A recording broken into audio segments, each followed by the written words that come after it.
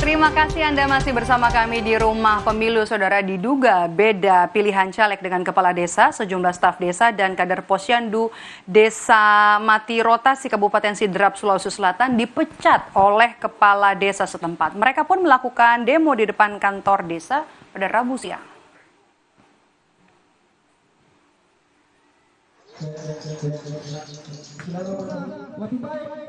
Tak terima dipecat oleh sang kepala desa setempat diduga karena berbeda pilihan caleg, sejumlah staf desa dan kader Posyandu berunjuk rasa di depan kantor kepala desa Mati Rotasi, Kabupaten Sidrap, Sulawesi Selatan.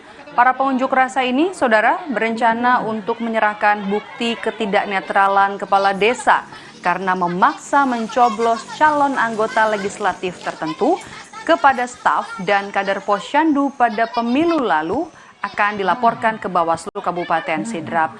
Kepala desa menyebut rencana pemecatan bukan karena beda pilihan caleg, tetapi karena persoalan kinerja mereka. Kepala desa juga menyebut kalau demo dilakukan oleh warga menjadi lawan politiknya saat pemilihan kepala desa lalu.